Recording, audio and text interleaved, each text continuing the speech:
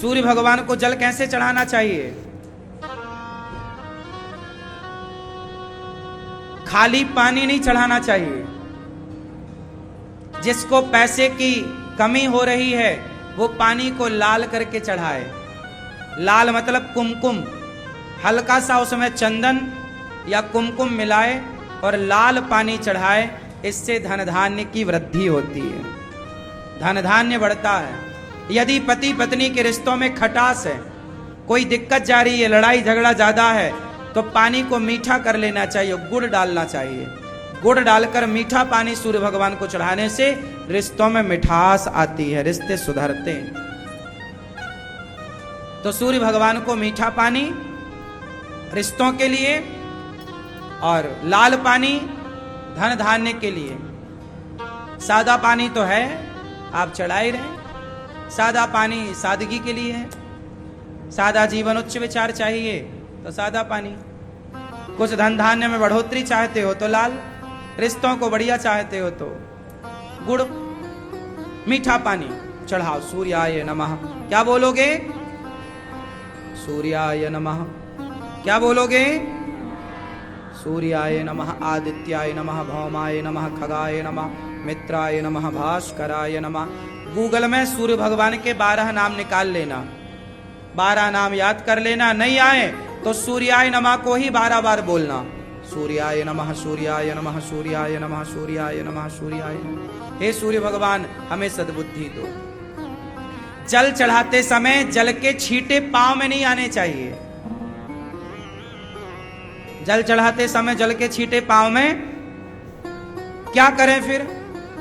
नीचे गमला हो, माटी हो, आप थोड़ा ऊपर हो, पानी या बाल्टी रख लो, बाल्टी में पानी चढ़ा के, मतलब सामने सूर्य भगवान को, नीचे बाल्टी, फिर वो बाल्टी का पानी गमलों में डाल दो। उसके छींटे वापिस पांव में नहीं आने चाहिए। ठीक है, ऐसे सूर्य अर्घ देना चाहिए। फिर क्या करना चाहिए? आपका जो मंदिर है वहां बैठना चाहिए। एक थाली लेना। सबसे पहले आपके गोपाल जी को रात को सुलाते हो, सवेरे जगाते कैसे हो? मंदिर में जाने के पहले ताली बजाओ। क्या करो? ताली बजाओ और कीर्तन करते, श्री कृष्ण गोविंद हरे मुरारी। कीर्तन चालू कर दो और कीर्तन करते करते मंदिर के पट खोलो, भगवान जी के पांव दबाओ। पहले प्रभु जागो जागो, जगाओ। फिर एक थाली लो, थाली में चंदन से एक स्टार बनाओ।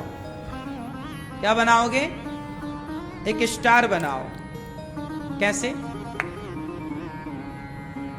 चंदन लो, चंदन आपके घर में होगा, कुछ नहीं तो रोली ले लो, रोली कुमकुम रोली ले लो लाल, और उससे एक स्टार बनाओ ऐसे। ये देखो टीवी पर देखो, ऐसे स्टार बनाना है। बीच में ओम लिखना है, ओम ओम लिखो। फिर जो खंड बचते हैं ना, उन खंडों में एक तुलसी की छोटी सी लकड़ी ले लो, उसे अपनी कलम बना लो। कलम तुलसी की एक लकड़ी से उसमें लिखना है ओम नमो, ओम नमो नारायणाय, या फिर ओम रांग रामाय नमः। आप क्या लिखना? ओम नमो, ना एक खंड में ना, दूसरे में मा में ओ की मो, नमो। फिर ना रा य णा य, ये हो गया मंत्र। अब वो थाली रखो, उस थाली का सबसे पहले अब वो क्या बन गया? यंत्र। यंत्र बन गया, प्रभु का स्मरण हो गया। उस यंत्र में तुलसी चढ़ाओ, उसको प्रणाम करो। फिर उसमें ठाकुर जी को बिठाओ। आप अपने गोपाल जी को बिठाओ, शालिग्राम जी को बिठाओ। फिर जल, उनको भगवान जी के चरण दबाओ, सेवा करो। फिर जल से स्नान कराओ। और जल से स्नान कराते समय बोलना क्या है? बोलना क्या है? श्रीमन्नारायण। बोलो श्रीमन्नारायण, श्रीमन्नारायण। मैया बोल भी नहीं रही हो मेरी माँ, क्या बोलोगी बेटा? टर बोलो श्रीमन्नारायण, चरणौ शरणम प्रपद्ये श्रीमते नारायणाय नमः। यदि आपको यह मंत्र ना आए तो केवल श्री कृष्ण गोविंद हरे मुरारी बोलिए और भगवान को जल से, दूध से, दही, जो आप की श्रद्धा है, रोज रोज नहीं, अमावस पूर्णिमा दूध दही से भी भगवान को स्नान कराना चाहिए। महीने में कम से कम एक बार बढ़िया भगवान का दूध, दही, घी, शक्कर, शहद, पंचामृत, वरना रोज पानी से, जल से स्नान कराओ। स्नान करा के बढ़िया भगवान को पोंछो, साफ करो। वस्त्र लो, टॉवेल लो, प्रभु के शरीर के पानी को पोंछो, फिर बढ़िया से भगवान को श्रृंगार करो, वस्त्र पहनाओ, कपड़ा पहनाओ, बढ़िया भगवान को श्रृंगार करो। जो भी आप ज्वेलरी पहनाती हो भगवान को वो पहनाओ। बड़ी और पहनाते समय हर समय क्या करोगे? श्री कृष्ण गोविंद हरे कीर्तन चलता रहे, या श्रीमन नारायण श्रीमन नारायण कीर्तन चलता रहेगा, भगवान का श्रृंगार होता रहेगा। फिर इसके बाद बड़े प्रेम से भगवान को जब श्रृंगार हो जाए तो दर्पण दिखाइएगा, भगवान को आईना दिखाया करो। प्रभु देखो आप कैसे लग रहे हैं, क्या खूब लगते हो, बड़े सुंदर दिखते हो। फिर से कहो, कहते रहो, अच्छा लगता है वो मेरे कान्हा का मुखड़ा, बड़ा प्यारा लगता है, क्या खूब लगते हो। भगवान को कोई भजन सुनाया करो। तेरा किसने किया सिंगार सांवरे, भगवान को दर्पण दिखाओ, कहो प्रभु आप बहुत बढ़िया लग रहे हैं। फिर भगवान की एक नजर उतार लो, ऐसे भगवान की क्या करो, देखो ये भाव की भक्ति है। क्या है ये? भाव है तो भक्ति है, नहीं है तो कुछ नहीं है। तो नजर उतारो, फिर भगवान को भोग लगाओ। क्या भोग लगाएंगे?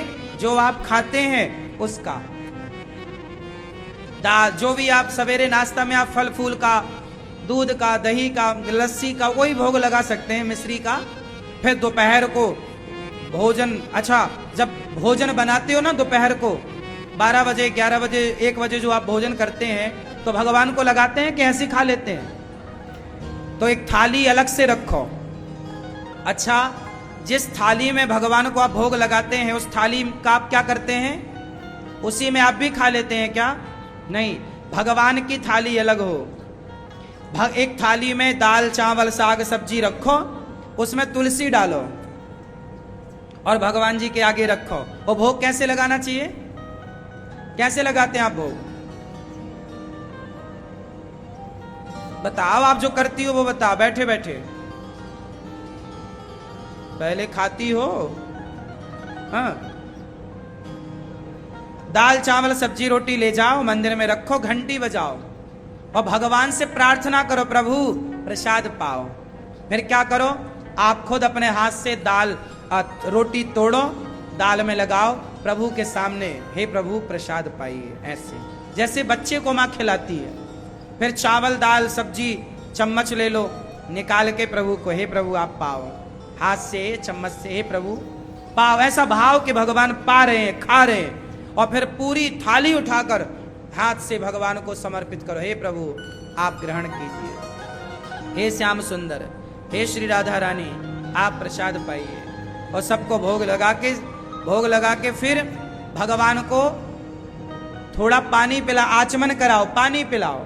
एक गिलास में पानी होना चाहिए मंदिर में आपके, पानी पिलाओ। फिर एक कपड़ा हो, कपड़ा से भगवान का मुंह पोंछो, इस तरह से, ऐसा भाव बनाओ कि हम भगवान का मुख पोंछ रहे हैं, इस तरह से, है ना? हो गया, भोग लग गया।